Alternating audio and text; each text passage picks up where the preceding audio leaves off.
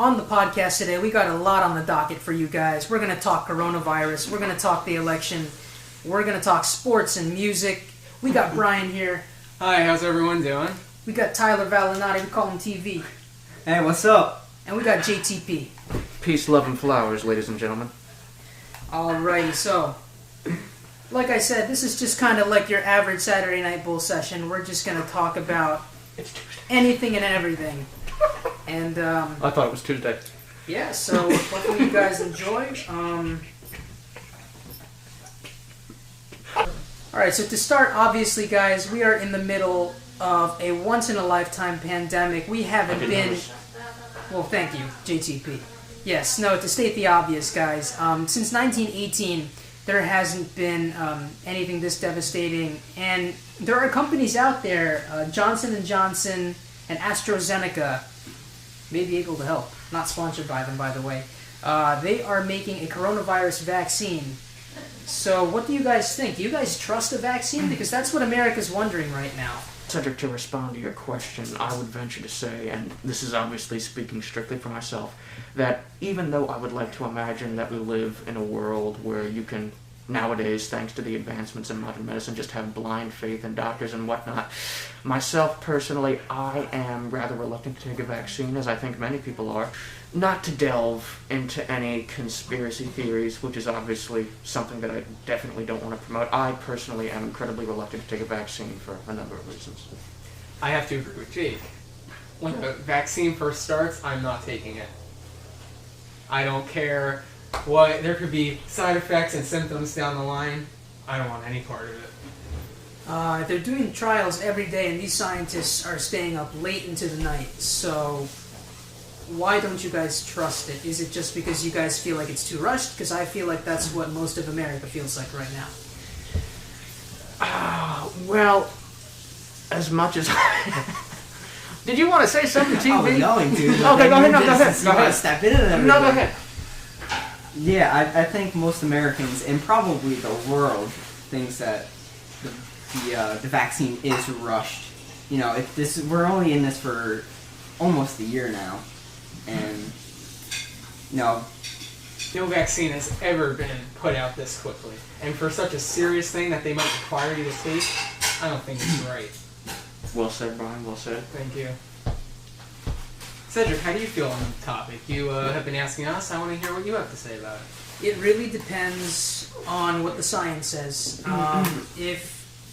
If they truly feel that this works and the clinical trials are there and the evidence is there, I don't see why people don't have the right to try it. Certainly it should not be mandated. I agree. People have the right to try it, and I'm one of those with the attitude that maybe if somebody I know were to get the vaccine, I could see how they do, and if it works for them, I'll consider it. That's a good way of putting it. Now, was it Johnson & Johnson that stopped their trials for like a week because they were showing symptoms or something? It might have been them. I'm going to have to look into that.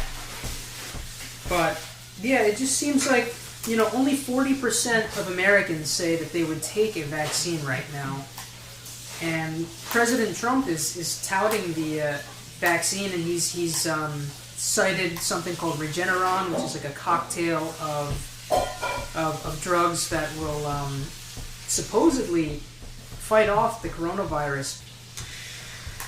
This is probably going to totally come out of left field, but something that I personally would like to discuss, actually being an MMA fan, is the retirement of Khabib Nurmagomedov. Now, I'm probably going to be alone in discussing this because I know that you guys don't follow the sport as much as I do.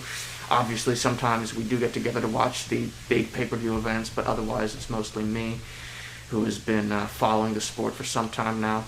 And honestly, man, where to begin, I feel as though no matter what I say, it's just not going to do justice to Khabib or to what took place this past Saturday night. It's just... Also, I feel as though everything worth saying has already been said. I follow the MMA media, I follow ESPN MMA, I follow various podcasts and people who pay attention to the sport, and a lot of beautiful, wonderful things have been said, and I will say this.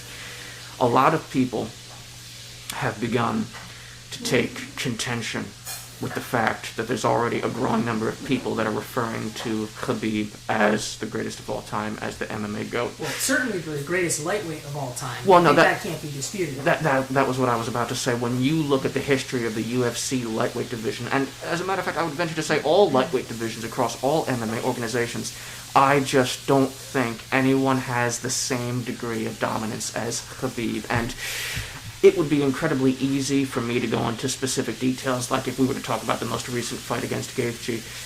What he showed, technically speaking, as far as grappling and jiu-jitsu is concerned in the second round in the finishing sequence was just tremendous. Yeah, for those of you guys that don't know, obviously Khabib Nurmagomedov, how do you say his last name?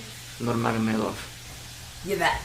He won by second round submission this past Saturday over Justin Gaethje, widely considered to be the number one contender for the lightweight title. He was the interim champion. Exactly. No, he definitely was the undisputed. And for those of you that also don't know, Khabib had lost his father due to COVID-19. He had been his trainer for a very long time, so it was a very emotional win for him. He just could not envision fighting without his father in his corner, and that's at the end of the day, he has nothing left to prove, and so I wish him the best of luck in retirement. I tend to agree, and a lot of people have been saying that his I would venture to say cursed fight with Tony Ferguson is the one that got away.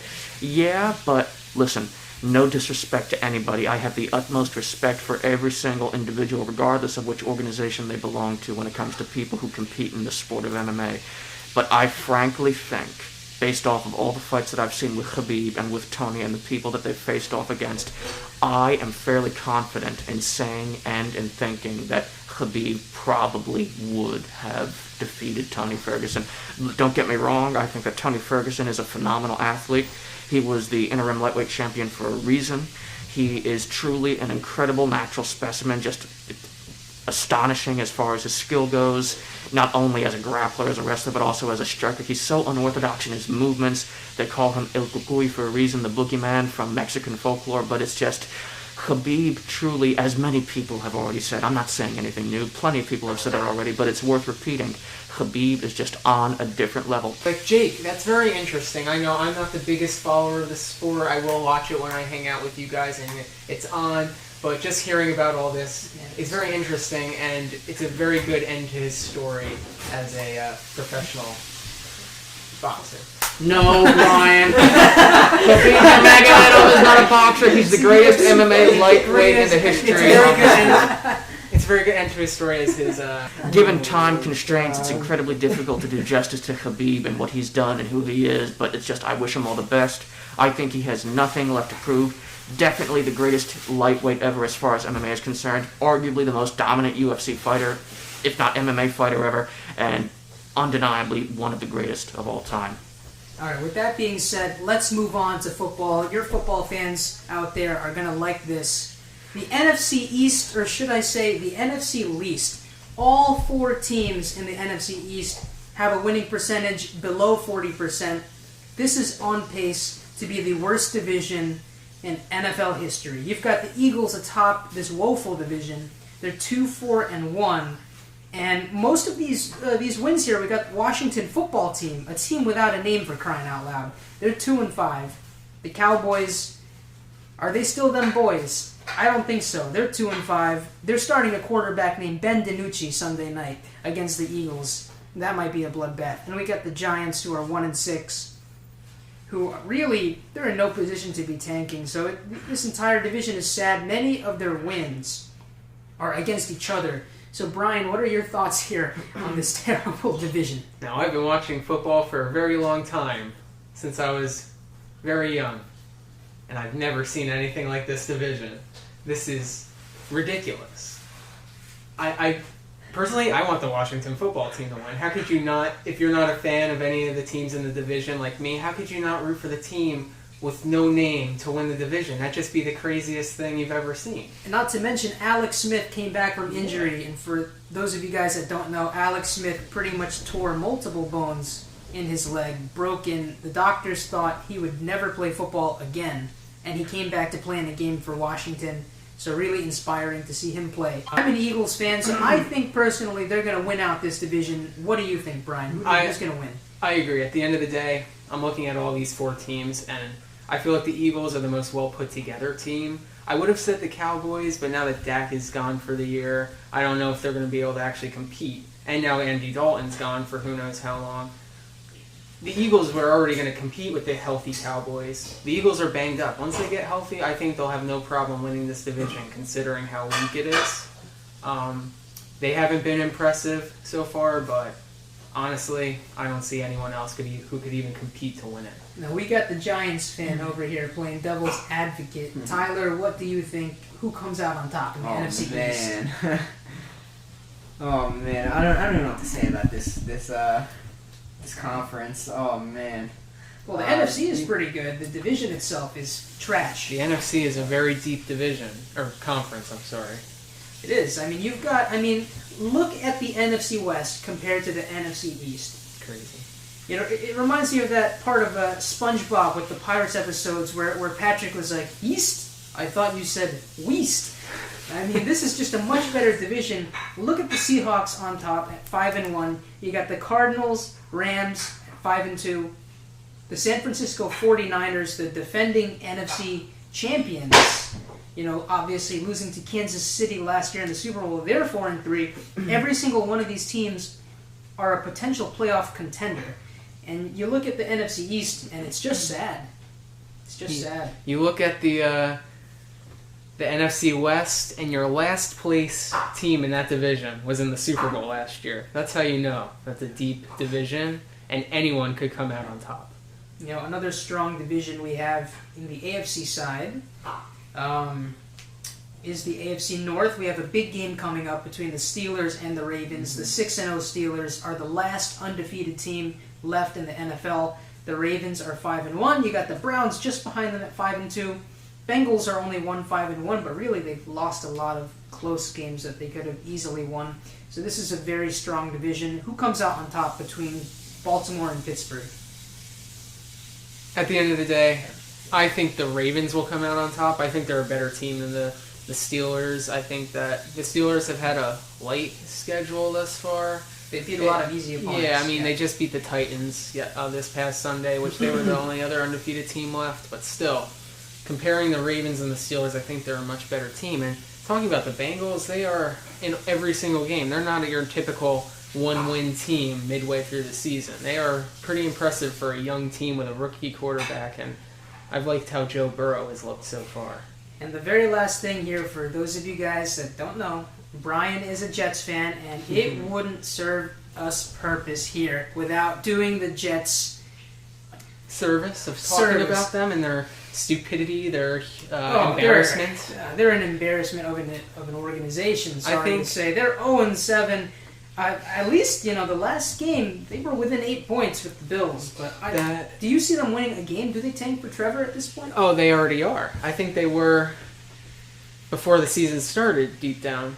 If you look at the offseason, they really did nothing at all to surround Sam Darnold with talent besides the draft by drafting Denzel Mims, who just played his first game and only caught passes in the first half.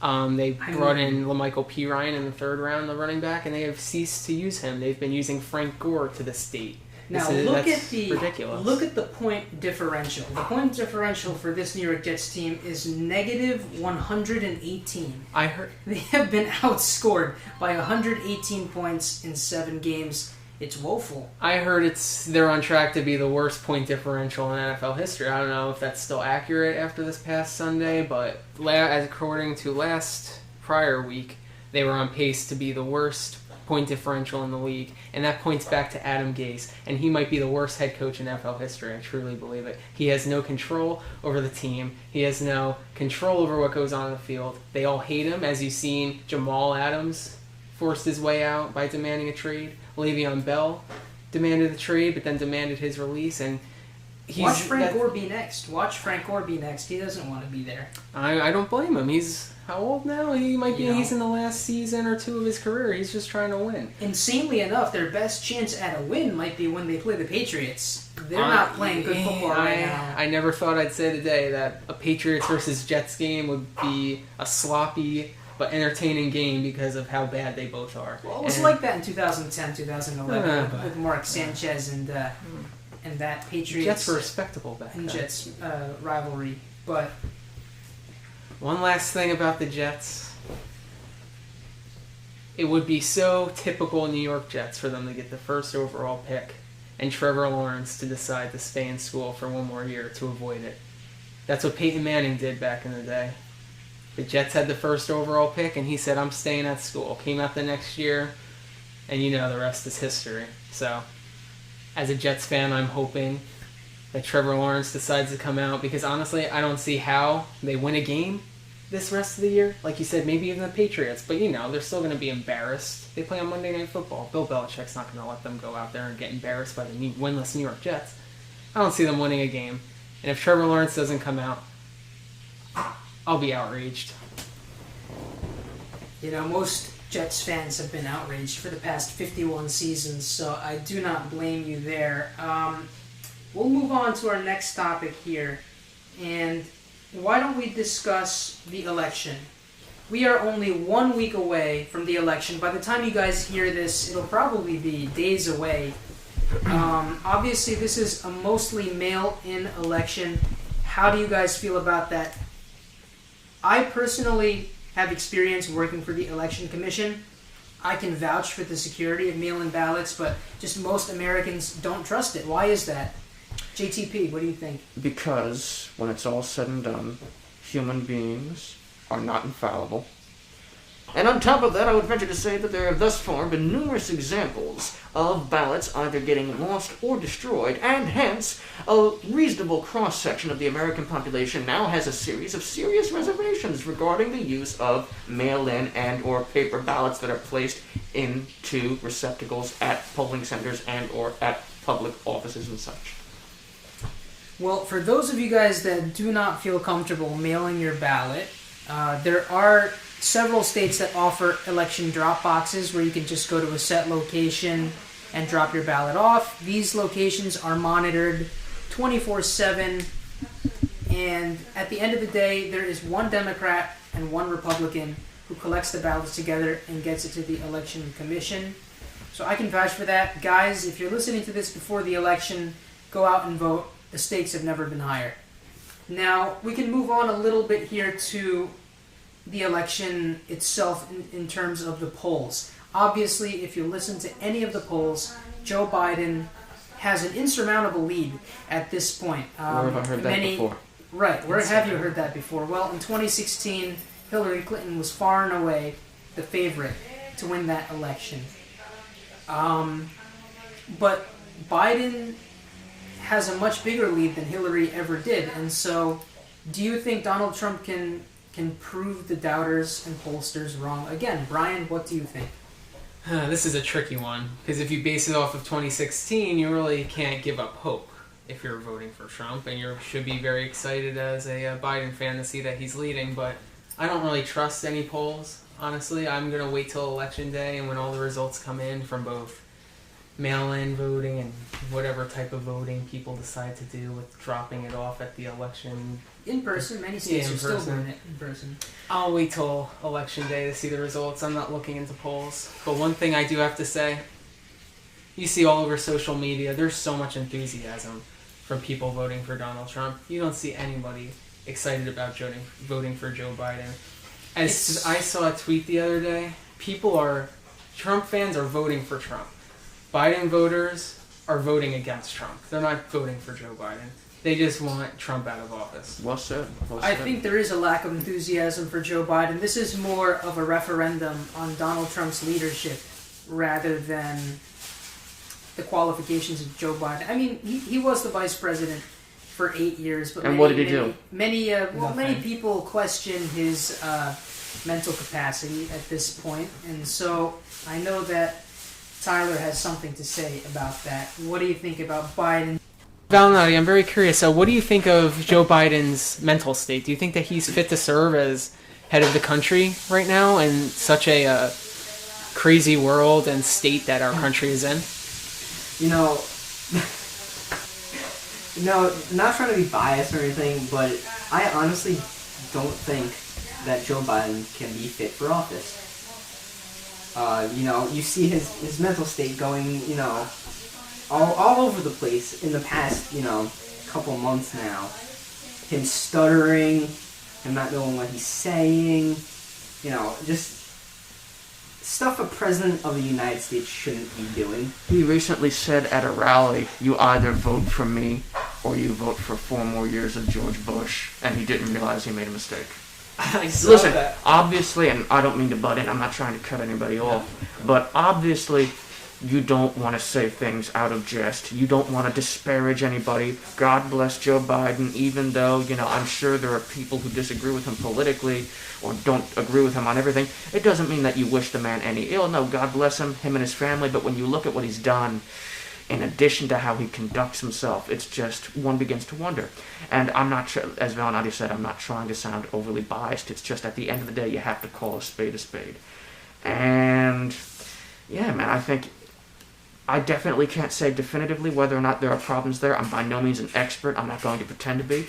But at the same time, you do have to consider patterns in his behavior. And I must confess, as a casual observer, as a bystander, if I could use that phrase, it is rather concerning.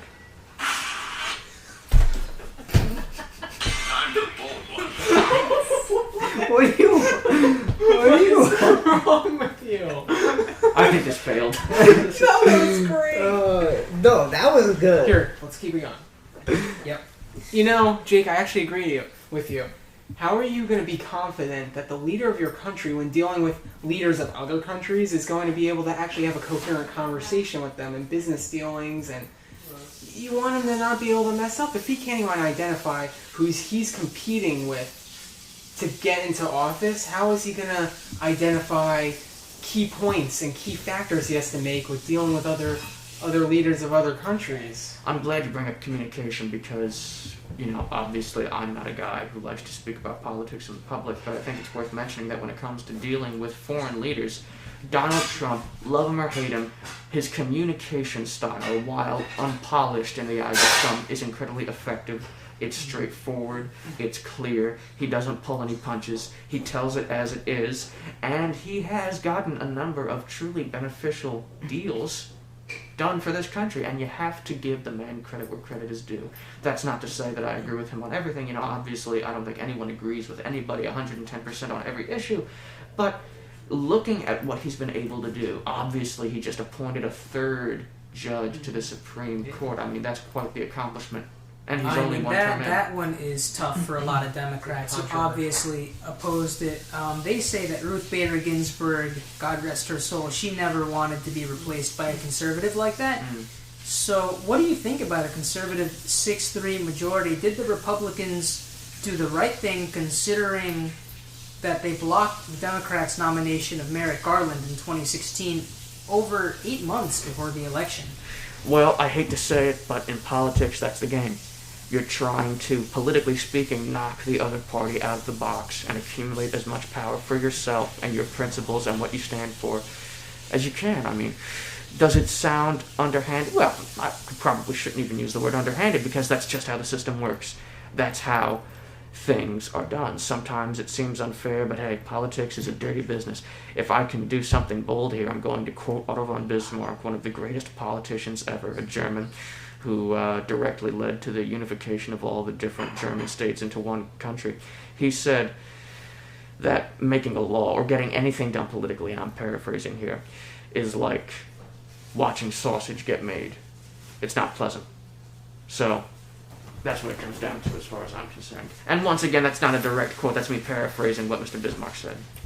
Very interesting analogy there, Jake. Oh yeah, well it's not my analogy, it's Bismarck's, but you know. Alright, Oh, yeah, so guys, let's do a bit of an election breakdown here. We're going to do electoral predictions on today's show. And what I'm going to start out with here is, you guys can't see this, but I am on a website called 270towin.com. If you guys want to check that out, I would recommend it. You can fill in your own electoral map as you see fit. I'm going to do my electoral prediction, and I'm going to cite some analytics as to why I think the election will go this way. The Democrats and Republicans, if you do an electoral map between red states and blue states, the Democrats currently have 182 electoral votes that are safe. The Republicans have 123. Now, Actually, it's actually 126. So, now you might ask why. Why do the Democrats automatically have 182 and the Republicans have 126? Remember, guys, it's not the popular vote in America. You need 270 electoral votes to win. It's a best out of 538. You need the majority. And it's a state-by-state popular vote that decides the electors. We're going to start off with the safe Democratic states. We have Washington, D.C., the most liberal part of the Union, the state of Vermont, Massachusetts, Hawaii, Maryland, California, of course, New York, Rhode Island, Delaware, which is Joe Biden's home state, Washington, Connecticut, Maine's 1st District, New Jersey, Oregon, Illinois. They're all safe for Joe Biden before we get into the swing states. But before that, we'll discuss the safe Republican states. You have Nebraska's 1st and 3rd districts. You have Wyoming, the most conservative state in the nation, West Virginia, Oklahoma, Idaho, North Dakota, Arkansas, Alabama, Kentucky, Louisiana, Nebraska at large, Tennessee, South Dakota, Utah, Mississippi, Kansas, Indiana, Missouri, South Carolina, Montana, and Arkansas. Now, the rest are considered swing states in this election. And I'm going to do a state-by-state breakdown of the swing states here and why I think they're going to go. Let's start off with the state of Texas. Ruby Red, Texas. You would think, well, absolutely Donald Trump is going to carry this state, but that's not what the polls indicate. The polls indicate that Trump only has a 67% chance to win, so Joe Biden is about at a 1 in 3 chance to win the state of Texas. And in the latest poll by the New York Times and Siena College, Trump has a 4-point lead. So Joe Biden is in play in this state, although I do not think it will go blue, at least not for another 4 years. I think Donald Trump carries the state of Texas. The state of Georgia, I think, is the next state to go red. It only went to Donald Trump by 5 points in 2016. The Atlanta suburbs, if they have a high turnout, a lot of African American voters there. I think it's going to be closer than it's ever been before. But I still think Donald Trump carries the state by 2 to 3 points, even though Joe Biden leads in the polls by half a point. Next is the state of Colorado. I think it absolutely goes blue. It's been trending blue for a long time now. Same with the state of New Mexico, which went to Hillary Clinton by 8 points. So I think those 2 states go to the Democrats. The state of Iowa voted for Obama twice, in 2008 and 2012. Donald Trump stunned the nation by winning Iowa by almost 10 percentage points. I think he does it again in the state of Iowa, even though the polls say it's a toss-up. The state of Virginia, I think, goes to the Democrats. It's been trending blue for a long time now. A formerly conservative state for a very long time. It's a lost cause for the GOP. And now we get into the true states here that will decide the elections. After all of the states I've just characterized, the Democrats have 209 and the Republicans have 186 electoral votes. Let's start off with Minnesota. In the state of Minnesota, just outside the Rust Belt, that Donald Trump swept in 2016, which gave him the victory, Minnesota only went to Hillary Clinton by 1.5 percentage points. I think it will go blue again. I think Joe Biden has more support among the Rust Belt. He has a 10-11 point polling lead here. I think that's oversampling Democrats. But you do have the George Floyd protests and the Black Lives Matter protests, which happened in Minnesota, and Joe Biden showed a lot of empathy toward that one, and I think he has Minnesota's votes again. The longest streak of Democrat elections at the presidential level go to Minnesota. A Republican has not won the state of Minnesota since 1968. So I think it will go blue again. In the state of Nevada, I also think Joe Biden will carry that state. It went very close in favor of Hillary Clinton in 2016. I think Joe Biden will be better than Hillary Clinton did. In the state of North Carolina, I think this state is razor thin. It voted for Obama in 2008, but it voted for Mitt Romney in 2012 and Donald Trump by 3 points in 2016. I don't think Trump will carry it by 3 points per se, but I do think it's a tilt state in favor of the GOP. I think Donald Trump carries North Carolina by about a percentage point, point and a half. And I do think that's the case in the state of Florida. Now, you might be disagreeing with me here. The polls say that Biden has a 2% lead in the state of Florida. Obama won Florida twice in 2008 and 2012. Trump won it in 2016. I think he does it again by the slimmest of margins, maybe by less than half a percentage point. It could be the closest election in Florida since Bush v. Gore in 2000. So where are we now? That puts the Republicans at 230 electoral votes and the Democrats at 225. Let's move on to the state of Maine. Just to sum it up here, I think Joe Biden will win the state of Maine by more than 5 percentage points. I don't think it'll be that close. Hillary Clinton was just wildly unpopular. Joe Biden is simply more liked. He's not as hated. He's not as hated as Hillary Clinton, and I think that likability and approval ratings play a big factor here. And I think also in the state of New Hampshire, which only went to Hillary Clinton by 3,000 votes in 2016, I think Joe Biden is going to win it here by a bigger margin. In the state of Ohio, I do think Trump carries the state of Ohio, probably by 2 to 3 percentage points. He was projected to win there in 2016. He did by an even bigger margin than people expected. I think it will definitely vote to the right of the entire Rust Belt. And this will be, Ohio is normally a bellwether. Usually no Republican has ever won the White House without winning the state of Ohio, and I think Donald Trump will carry it. However, I do not think he's going to win the election, and here's why. We'll start off with Arizona. This has been trending to the left for a long time now. It's a former conservative state, safe conservative state. I think it will go blue for the first time since Bill Clinton in 1996, maybe by a percentage point or two. Unlike the polls, which say Biden has a 3 to 4 point lead. I mean, again, I do think that there is a bit of a bias in favor of the Democrats with the polls. They oversample Democrats by far, but I think that Joe Biden has just too big of a lead here. I think it's insurmountable, and I think, here's why.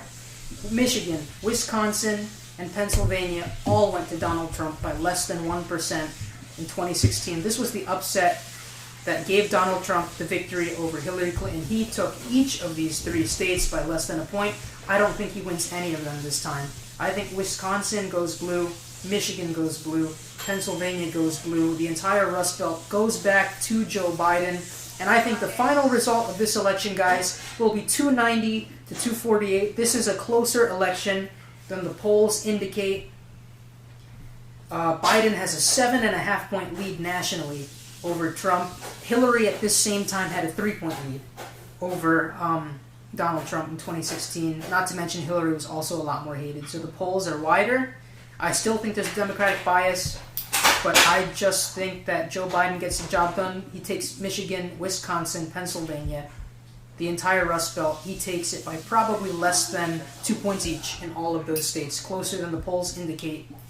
Now, that was a long-winded answer there, guys. I think it's going to be 290 to 248 in favor of the Democrats. I certainly have Brian and Tyler disagreeing with me. I don't know what Jake thinks. Long-winded answer, guys. Your response. Well, Cedric, obviously that was a very in-depth breakdown, and you did a phenomenal job. As far as what I think personally goes, it's impossible to say. I can't speak for anybody else, but I personally have very little faith in the polls.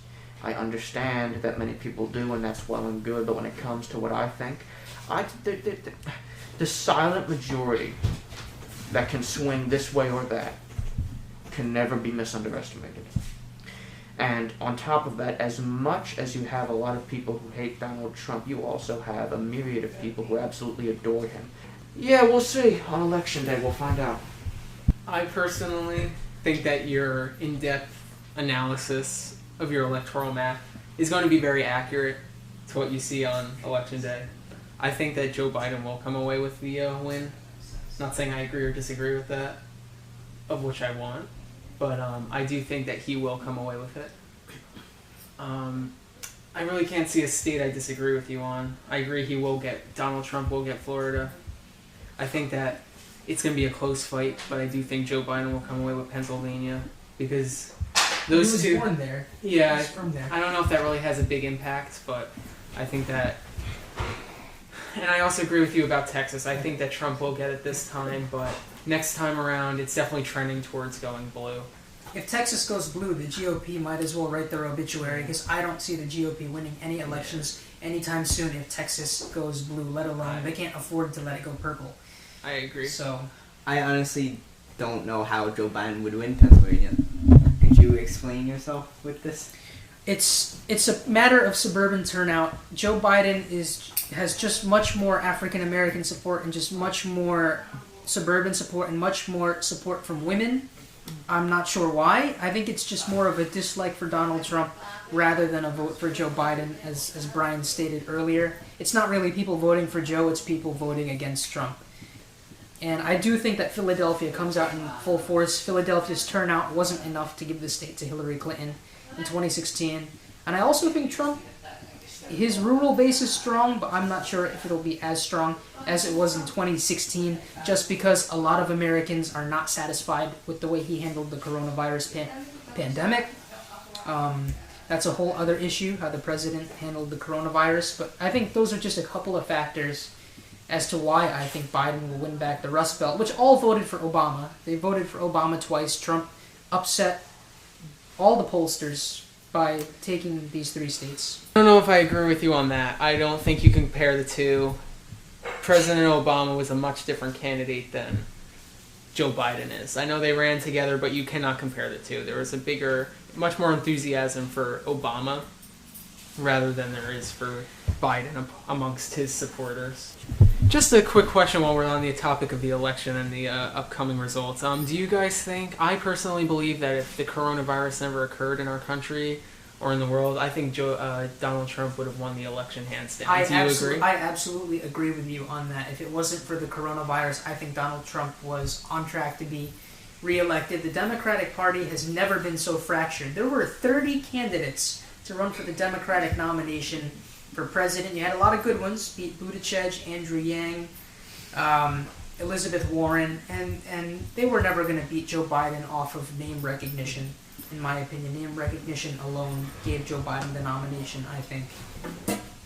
I just think that looking back, as prior to Corona and COVID, there was no getting in between Trump and re-election. He was on the highest point of his presidency. He was trending so high up, and Corona just kind of turned that down. All right, guys, I hope you've enjoyed today's podcast. We have a little treat for you here. JTP is going to end with a song. What are you going to play? Well, Cedric, as you all know, I am a Bob Dylan fanatic. I think that he is the greatest songwriter ever, in my humble opinion. But I'd like to play a song off of his 1975 album, Blood on the Tracks. It's a tune called Simple Twist of Fate. What guitar are you using? What guitar am I using? I am not using a very good guitar, truth be told. This is a DeRosa. I've had this for a number of years. I actually bought this my freshman year of college because I didn't want to take one of my really high-edge guitars up there with me. So it's basically a travel guitar. I don't even like to think of it as some kind of classy instrument. It's more like a tool for me to say what I want to say through music. All right, ladies and gentlemen, JTP playing A Simple Twist of Fate. Alrighty.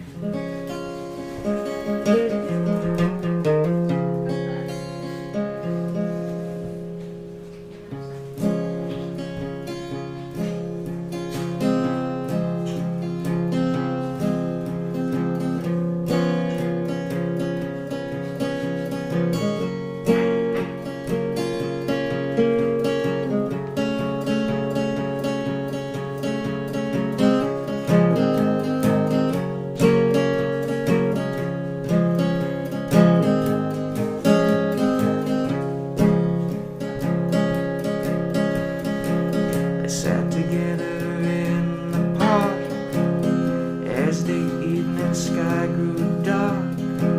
She looked at him and he felt a spark tingle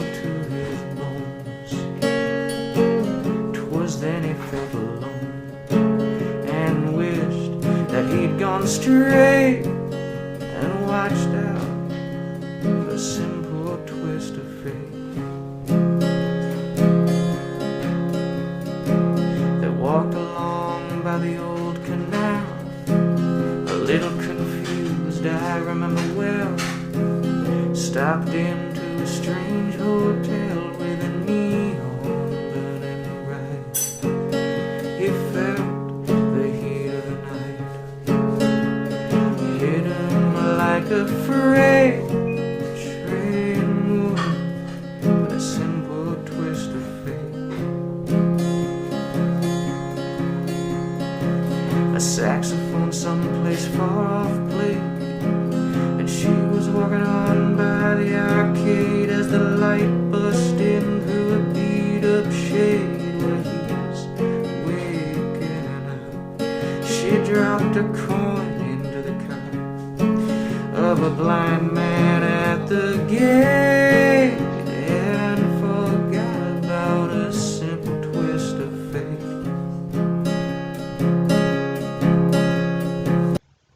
Alright, that was about 1/3 of JTP's cover on A Simple Twist of Fate. The rest will be on a video uploaded to YouTube in January. The details will be in a future podcast. That's it for today, guys. I hope you enjoyed today's podcast. This has been Reverse Osmosis. We'll be back in the future talking about all kinds of topics. And thanks for listening.